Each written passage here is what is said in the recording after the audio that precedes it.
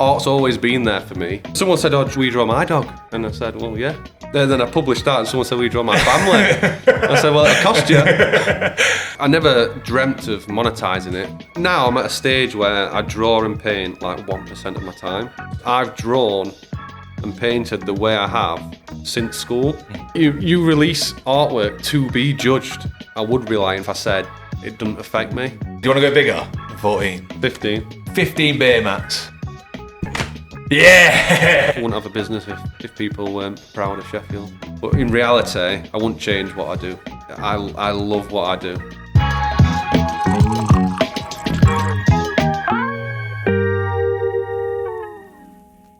Hello and welcome to Pub Chats, the show where we invite guests on to talk all things business, Sheffield, whilst having a good old natter down at the pub. Today's guest is artist and an illustrator who's built up a huge following through his instantly recognisable style and powerful storytelling. He turned a hobby into a full-time career, but it's not come without its challenges. Welcome, Luke Horton. Hi mate, how you doing? Very well, how are you doing? Yeah, good. Glad to be here. Good man. Tables have turned slightly. I know you had your podcast. Yeah. How did you find it all? It's difficult at times, isn't it? If you throw yourself into something new, I suppose it's always going to offer a challenge, but embrace it, mate. I just love to get to know people behind what you see on social media, and yeah, that attracted me to attempting to start a podcast. Anyway, I'll probably pick it up again sometime. But are you going to try it again? I mean, it's a lot of time, isn't it? Yeah, there's a lot of guests that are willing to come on. It's just, for me, time is of the essence, unfortunately. I was like, yeah, let's do a podcast, and then I thought, bloody hell, it's a lot of work, isn't it? But we're enjoying it, and you're here. So, look, we'll get straight on with it. You know, where did your love for art, illustration, print, how did that all start? It started at school. So my greatest grade was in art. I never achieved an A. My highest grade was GCSE was B, and it was in art. Right. Everything else was a C. So I suppose in school it started. I never dreamt of monetising it. It sort of just, we'll get to how it started, but it all sort of just happened to me. And I explain it by accident, but in reflection, it's not, because a lot of hard work's gone into it. But yeah, and then I used to doodle. I studied sports science, and but I was always doodling and drawing the lecturer, in lectures and passing it on. And art's always been there for me. Does it run in the family? Yeah, mum and dad? Both my mum and dad are really good. Right, okay. It is a thing, isn't it, that? You know, it's always someone in the family. I suppose it's like most things, in it, sport or whatever, but... Yeah, it's genetics, I suppose. Yeah. But I'm self-taught. I know, I suppose they teach you art in school, but you have your own style, don't you, just naturally, and you develop it over time. I've never really focused on developing a design. I've just always drawn and painted the way I've done it and just sustained it. And like, even how the business started, it was almost, like I said, by accident. I just drew my dog that passed away. Right. Very simply, just the outline, no facial features, just the posture and the outlines. So I posted it on social media, and then someone said, "Oh, will you draw?" What year would this have been? This was about 8 years ago now. Oh, right, okay. Yeah, so... How old are you? I'm 34, nearly 35. Okay. Yeah. How old are you? 30. You're like 24 or something. So someone said, "Oh, will you draw my dog?" And I said, "Well, yeah." And then someone said, then I published that, and someone said, "Will you draw my family?" I said, "Well, it'll cost you." And then that's how it started. Right. And you said, you mentioned the just faceless dog. Is that, obviously I know you're known for that now. Is that where it all began then? Yeah. The challenge, it was never intentional. So I didn't, when I set out to draw Harvey, who passed away, I never thought, I'm going to draw my dog without facial features. I just started doing the outlines, and he had this structure that was so obviously him. I just did that, and before I got to the facial features, it was so recognisable. Mm-hmm. I thought, that works, and then that's where the faceless characters have originated from. Obviously, sometimes now I put text in the dialect in the faces. The ones at Hillsborough I've seen around there, bottom on, isn't there? And it's just a way of getting that message across, and then it makes it more relatable for people, and So you said that you did a couple of dogs, and you did a family, and they paid you. Yeah. Is that when the penny dropped and you thought, hang on, I can start a business with this, people will actually pay me for my art? I suppose so. It was my partner actually that said, because it got to a point where I was doing maybe 4 or 5 commissions a week, which was great. I was celebrating it. It was fantastic. It's extra spending money, if you like, at that point. And my partner said, you should create an artwork that's that you create once, but you sell it multiple times instead of having to draw for 5-6 hours every week. And I've always tried to set up businesses in my spare time, right back to when I first started full-time work after university. It was all in fitness and sports, but I always finished work and then worked from 5 p.m. till midnight on different projects. So I've always been hungry at working on a business, but this one I was so fed up at trying to make a business and the struggles of business. She said to me, "Why don't you do this? You should start a business, Luke, in art." And I was like, "Oh, no, I'm just ready to not. I'm ready to have my evenings to myself." And she twisted my arm, and the rest is history. And where did you go? What was the first steps to starting that business? So we went into, it was COVID time. So I'll take you back. So I used to work at Huddersfield University as like the strength and conditioning coach, the nutritionist, weight loss management. Yeah. I loved it.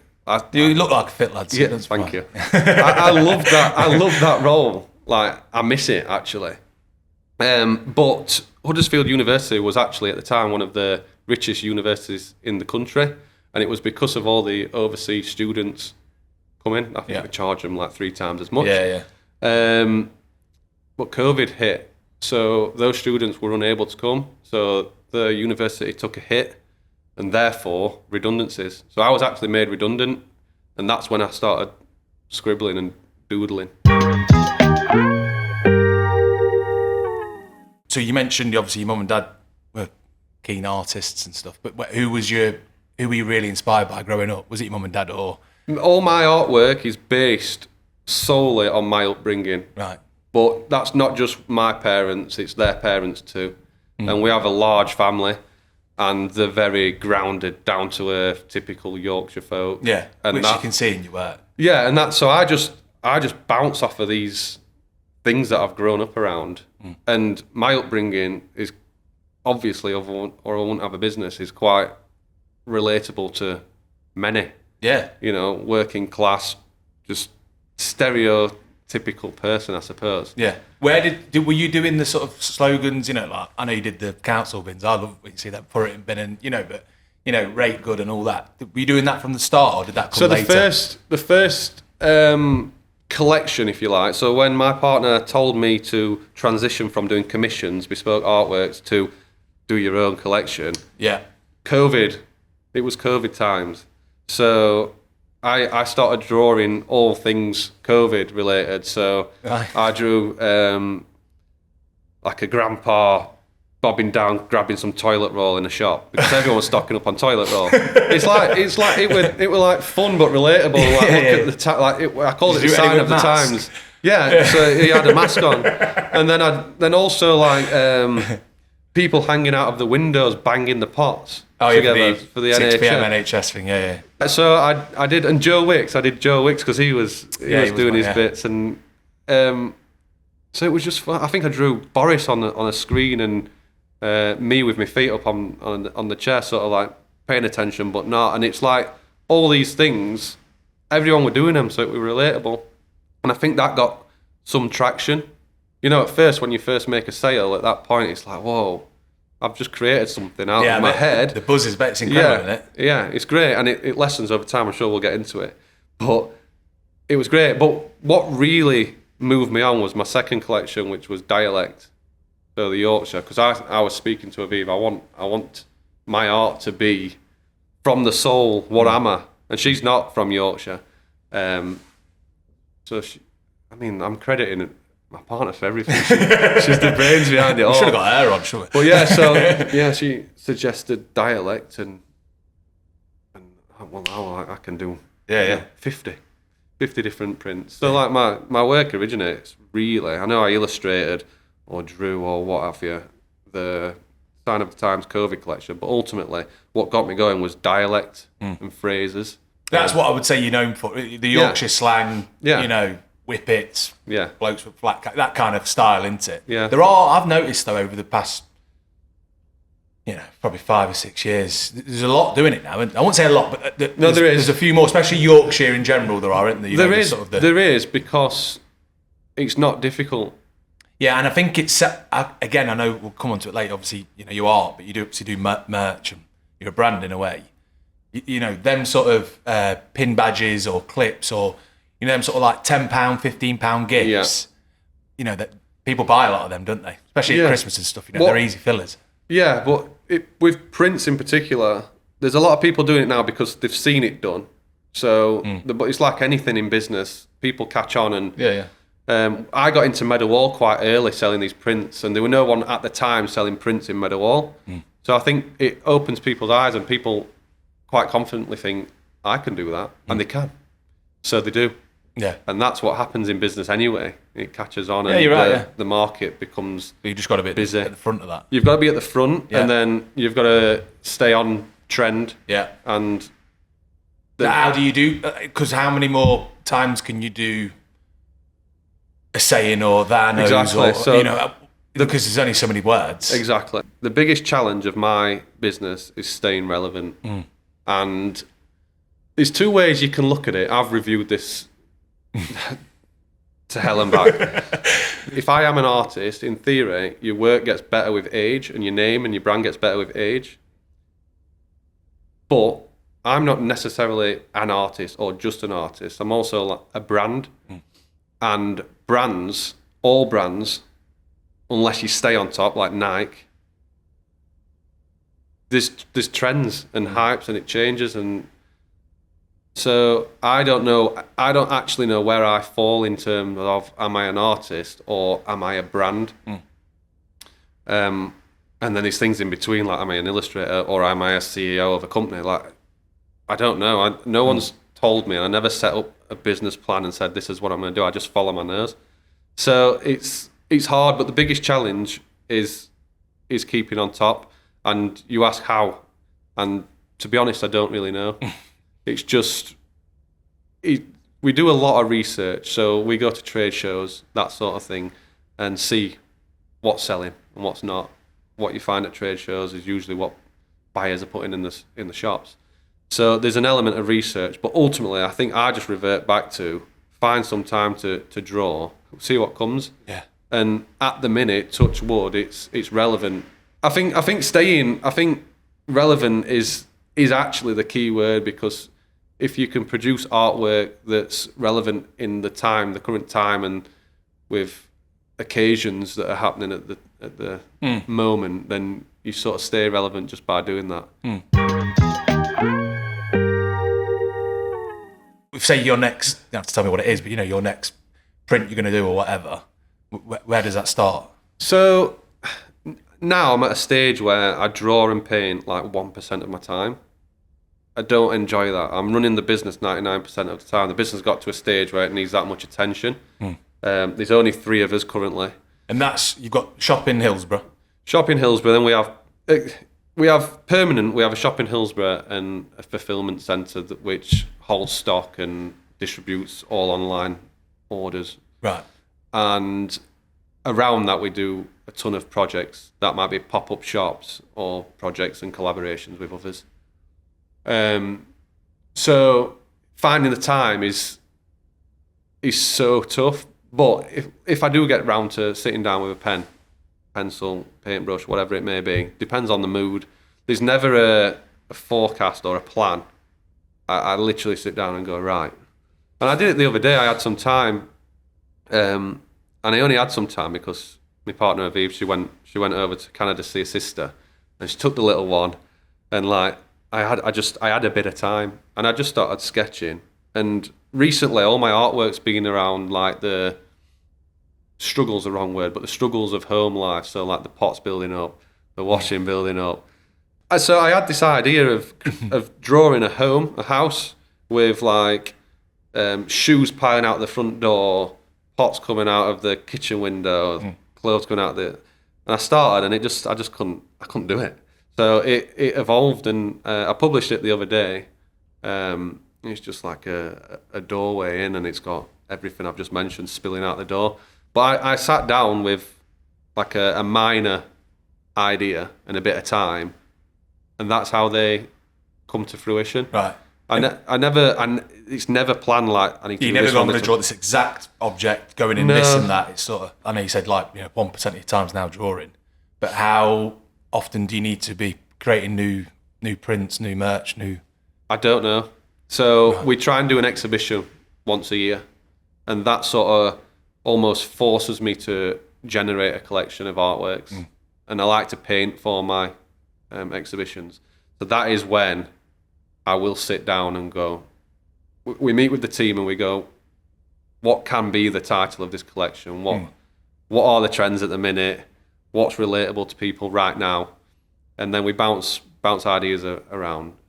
Ultimately, I have the last say because I need to understand what that means. And then when it is pre-exhibition, I do try and make a list of what it might look like, and then I'll crack on. Maybe in like 2-3 month period, make some time to just crack on with the artworks and the collection. And out of all of your pieces, I won't say which one's your favourite, but which one is your bestseller? The one if I think of you, I always just think of it's like Great City. It's got the Peace Gardens. Best place in the world. Best place in the world. That's the one. I'm very outdoorsy, so in my spare time that I do have, very limited, but I go climb mountains. So I would say my favourite artworks are always around like the things we've got on the doorstep, like Peak District, Stanage Edge, that sort of thing. They're not necessarily bestsellers. No, because not everyone's into that. The bestsellers are predominantly, I'd say the slogans, the dialect, the phrases that are giftable. Yeah. So it's hard to buy. Is massive, isn't it? It's massive, but it is hard to gift someone. I'm particular with what artwork I put on my walls. So it's hard to gift artwork, but it clearly isn't because people gift my artwork. But I think that's why it works because they'll pick an artwork up and they'll go, Auntie Rebecca says that all the time. She's having that. It's the dialect, it's the wording that's they're buying it for. It's just connections, isn't it? It's just the relatability of it all. That's what Steve does. He never washes pots, doesn't he? Exactly. Steve's having that whether he likes it or not. Yeah. And that's that. 15, 20 quid, whatever. Exactly. Oh, cheers. Love to have a bit of a laugh. Yeah. So you've built up quite a big following online. How key is social media for you? And also all the positive feedback you get off that. Social media is the platform that enables me to run business. Without social media, probably wouldn't have a business, or if I did, it'd be a lot smaller. Like going back in time, wouldn't it? Yeah. And you get a lot of lovely comments, but you also get the flip side of it, which is part and parcel. And at first you second guess yourself, but now it's water off a duck's back. I tend not to read through the comments. Really? Yeah. It doesn't. As a human being, speaking generally, everyone automatically wants to be liked. We're going back in time. You'd be fed to the wolves, wouldn't you, if you were an outsider? So obviously it hurts when you see something negative, but it's so part and parcel that you have to become hardened to it. It is just what it is. How much of that more is? I mean, sport obviously gets a lot, but especially in the art world. Obviously, art is subjective, isn't it? It's subjective, but you release artwork to be judged. Yeah. So of course people will have their opinions, and they are entitled to display and shout out about their opinions. So because you're obviously when you release something, whatever that may be, you are saying, I think this is good. Otherwise, you'll release it. Correct. Yeah. The negative comments that I'm talking about are comments that I wouldn't put if I disliked someone else's work. I think you have to be a certain type of person to do that. Yeah. I would never comment something like that. there are people out there that do it, isn't there? Yeah. I mean, I'd say you're very well known in Sheffield now. Yeah. Is that whole of Yorkshire just in Sheffield? We are growing in Yorkshire. Like, we stock 60 stores, and they're all across Yorkshire. So I'm a Sheffielder, so it's easier for me to advocate for Sheffield artwork and have a presence in the city. So I am stronger. The business is stronger in Sheffield, but it sells really well in Yorkshire. I adapt the artwork to fit, because Yorkshire, you only have to throw a stone 100 yards that way. You're in Barnsley. Yeah. It's a different world. Yeah. It's a different language. And have you thought about them maybe? I mean, obviously it's probably a bit off-brand, isn't it? But like, I don't know, say London, for instance, doing their types of, not Whippets, obviously Yorkshire, that whatever they have down there with their sayings. We're always looking to grow, but not in terms of greed. It's more for sustainability. How do we make the business sustainable? And obviously that comes up in conversation. Like, can we repeat what we've done here in London, in Newcastle, in Liverpool, in Manchester? But the truth is, it feels a bit fraudulent because I'm not a Londoner.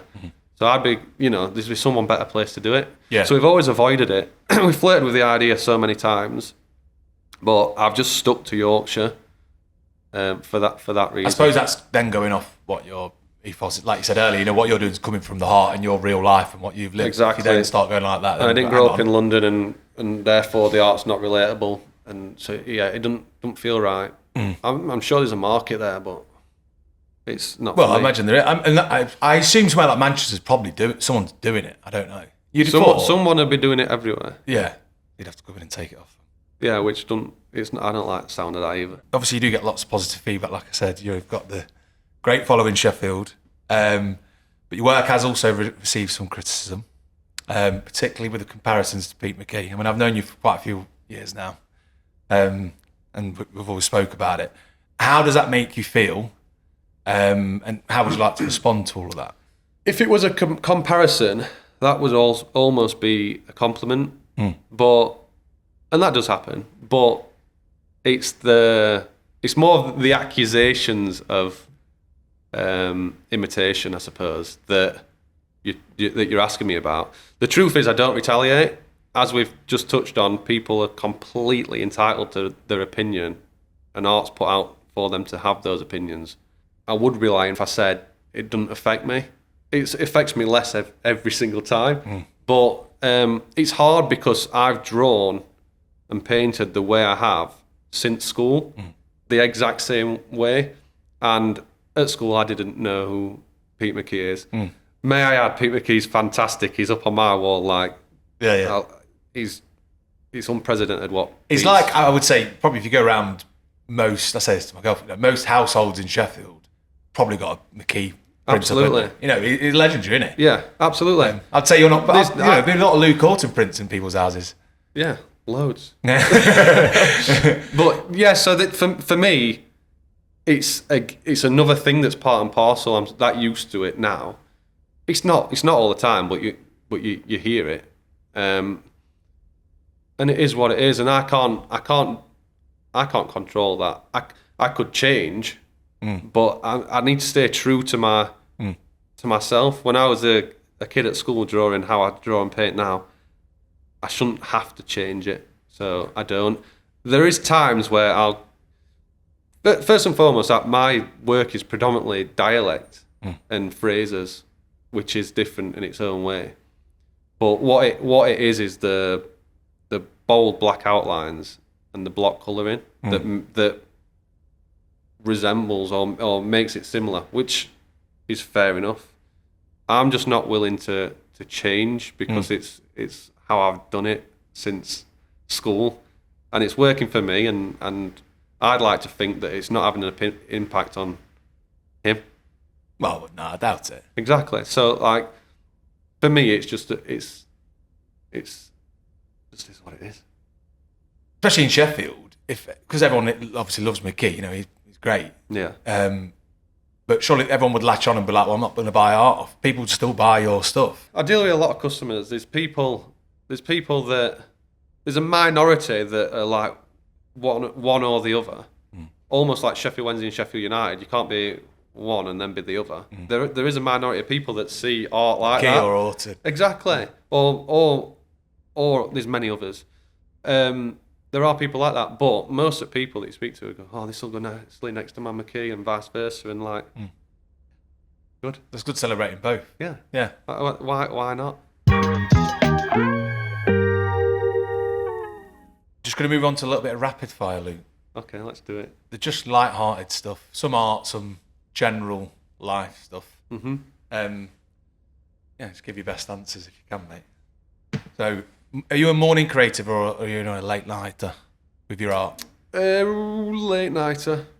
When kids are in bed. Yeah, but I'm working in the morning. But they're my more pressing tasks. You know, I wake up with my heart palpitations. Yeah. And I have to get my urgent task done, and then I'm creative when everything slows down. What's your favourite thing about Sheffield? The people. The people are proud of Sheffield. I wouldn't have a business if people weren't proud of Sheffield. Yeah, I mean, you heavily rely on it, didn't you? So. Yeah. Best advice you've ever received? This sounds not so good, but it's my own advice. It's ignoring. The best advice is to ignore other people's advice that haven't been where you've been. Right, okay, yeah. No one's advised me that, though. That's my own conclusion. Yeah, I get you. But I receive a lot of advice, and you're usually better off going with your gut. I take advice from people in business, but you get a lot of advice from people that aren't in business, and it's often detrimental. What's your biggest pet peeve? Doesn't have to be an art thing, it can be just a general life. Mess. Yeah.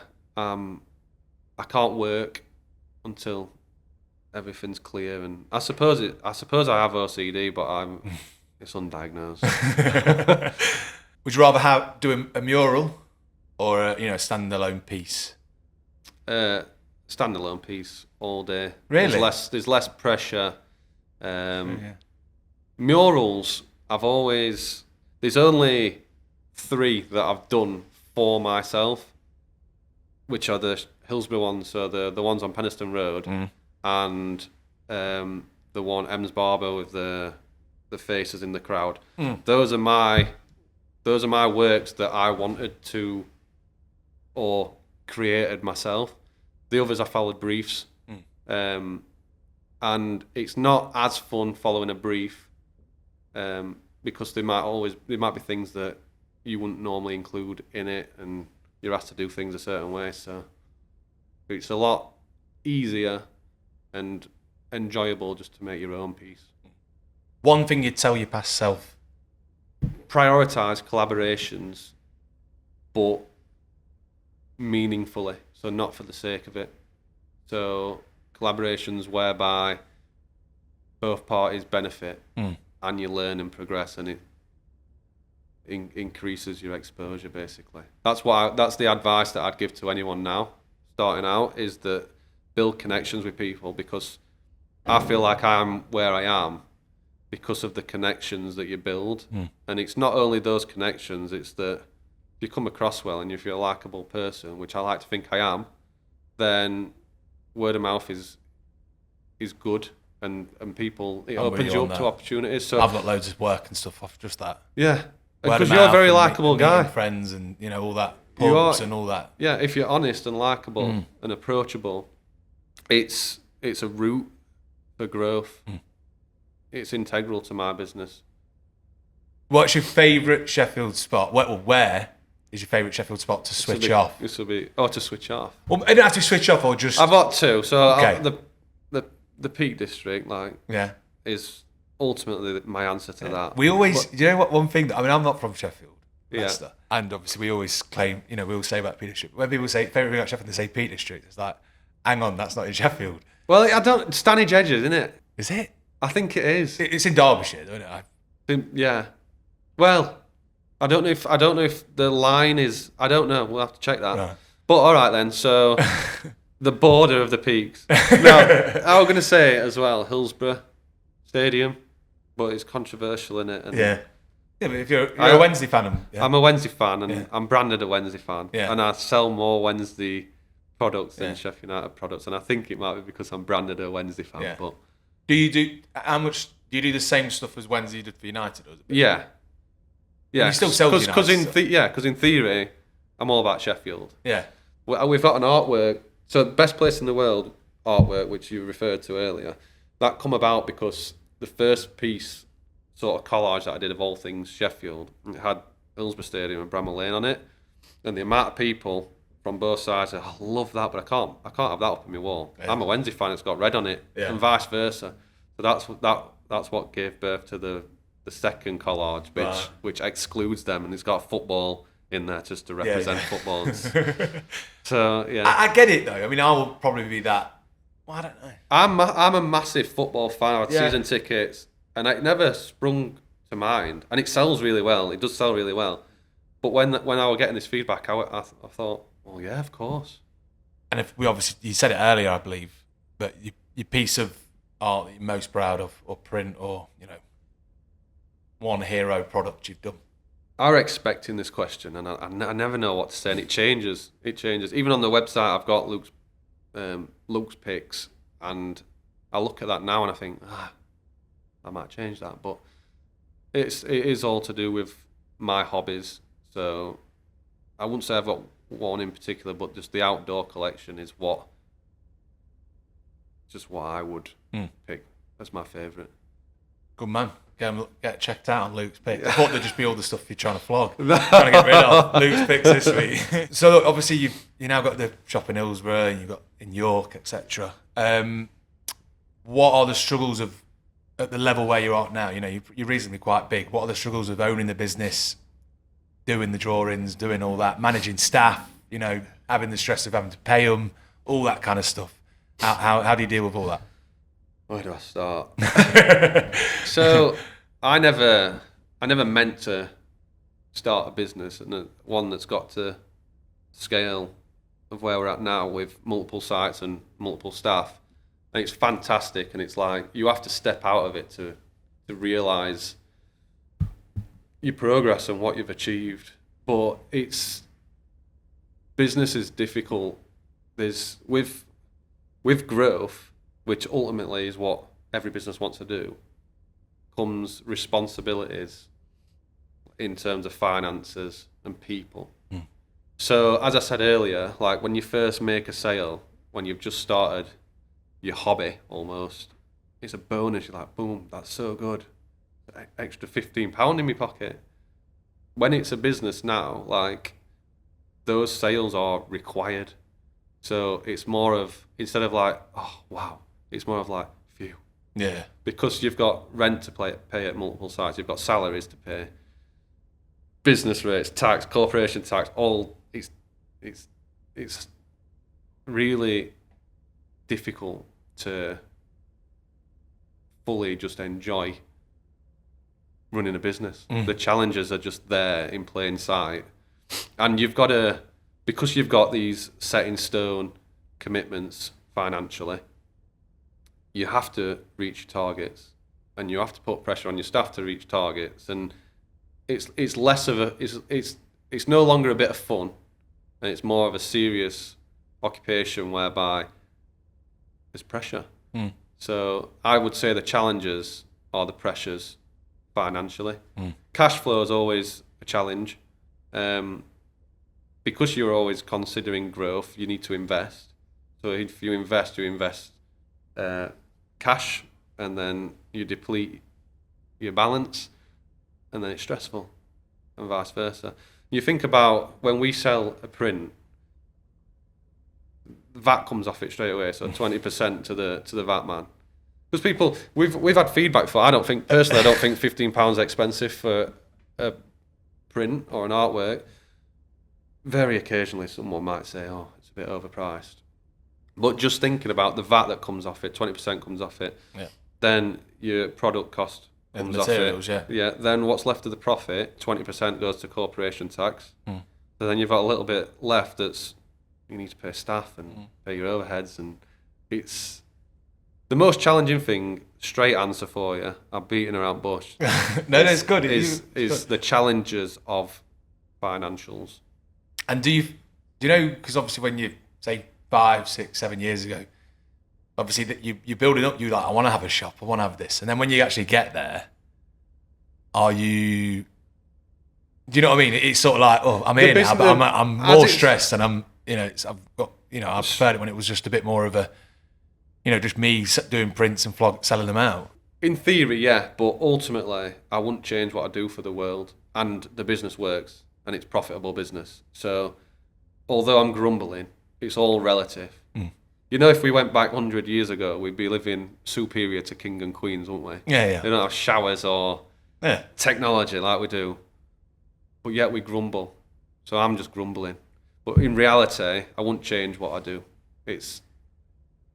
I love what I do.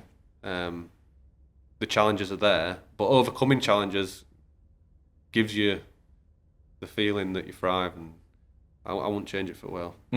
What are your plans for the future? Where do you see Luke Horton in 10 years' time? You got multiple shops around Yorkshire. You've got 20 staff working for you. Where do you see it? And another question is, say you do get bigger, only ever you can do the art, can't you? Yeah. So there's a limit to your growth. Yeah. There's a limit to your growth in terms of the production of art. It don't mean you can't produce one thing that works nationwide and you have a team going out and selling that. So, but I don't have a growth plan. I have all my truth is that I just want to sustain what I do forever. That's it. There's no exit strategy. I went on a business panel. I was asked to be on a business panel for Business Sheffield as an entrepreneur and to answer questions. Yeah, that was good, wasn't it? It made you feel good, though. Yes, but you feel a bit like I have imposter syndrome because I never set out to be that, and I don't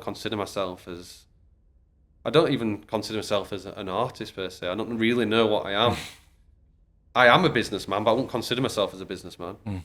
Anyway, so I was thrown onto this panel, and all the questions were around like exit strategy. Where do you see yourself in 5 years? Like you just asked me. And I thought, I ain't got answers to these. Like I don't think, rightly or wrongly, I don't have a structure, a plan. My only focus is reviewing. We do this every year. We review what we've turned over, review profit. How do we protect that profit? It's not even about growth. It's about sustainability. Because this year just gone, or last year rather, we had a pop-up in Leeds, pop-up in Meadowall, and then we did Chatsworth Christmas Market, York Christmas Market, Sheffield Christmas Market. It only takes like one or two of those to say, we're not having this year, or we're not running the market this year. Then I'm X amount down. I've got to find that. So it's not about building where we already are. It's about it's about sustainability. So our plans are never 5 years, 10 years. Maybe they should be, but they're not. They're year on year. So we'll go in the first meeting of the year. We'll go right. Let's try and settle in at Meadowall. Let's try and book leads. Let's try and do this X, Y, and Z. If they don't have us, where do we go to next? Contingency rather than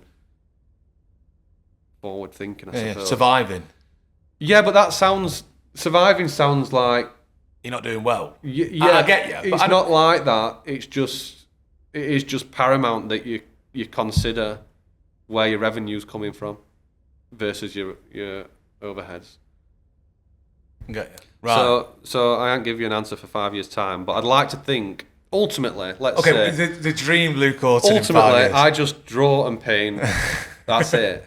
And you then got people someone running else shop. Run the business. So that means so basically, you've got enough money to basically not run shop, any back end stuff. You can just focus on making your prints, your artwork. Yeah, we have a great team. Like we have a shop manager and fulfillment manager, and then we have a product manager. So I create the art, and the product manager will then decide and improve, if you like, merchandise and source it, and I get the finished product and go, whoa, that's cool. So there are people doing a lot of work already, but I'm still running the business more than drawing and painting. And I suppose in 10 years' time, it'd be just great just to be able to just paint and draw. Yeah. Good I, man. I don't expect it to ever happen. So, in this part of the podcast, we have a little game we've been playing. It's called Flip the Beer Mat, which I don't know if you've done in a pub before. Not with that many. No. I mean, you don't have to do that many. That is the key. So let me tell you the rules. You get 3 attempts. Flip as many as you can. You know, you can start with 2, go up to 10, whatever you want. A lot. If you get, how many's in? Get him 38 in case we go viral. 38. I believe in you, Luke. If anyone can do it, I think you can. How many's that? We're not 12. 12, right. He's gone in high. We've never seen any higher than that. 4, 5. So I'm holding record at 5, aren't I? Can I move my chair? Yeah. Can I get into this? Yeah.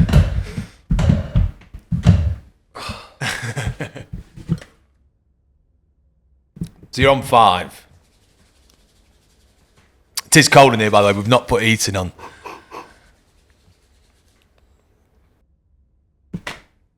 Lovely. What's that now? That was good as well. Oh, it's 11, not 12. 11. 11 is 12, currently top. Right. 13, 14, this is my last go, innit? Yeah, do you want to go bigger than 14? 15. 15, Luke Horton to go top. Well, he's already top, but 15 beer mats. Yes! That's how you do it. That's what you've got to beat. 15 beer mats, Luke Horton. He goes, It's not getting beat, that, is it? right to the top of the table now. So yeah, really interesting, mate. Always good to chat to you. I wish you all the best for the future, which I'm sure you'll smash as always. But I do end with one question. What you got for your tea? I'm travelling to the Yorkshire Dales later on for a little family holiday. Nice. So Tea will be something that will be cooked by my mother, who's joining us.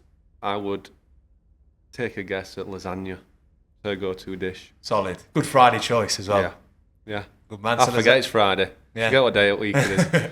Right, that's it for this week's episode. Join us in 2 weeks' time where we'll have another guest on to talk all things business, Sheffield, and all that general chit-chat you have down the pub. Thank you to everyone that listens and watches to the podcast. You can watch it on YouTube and also over on Spotify.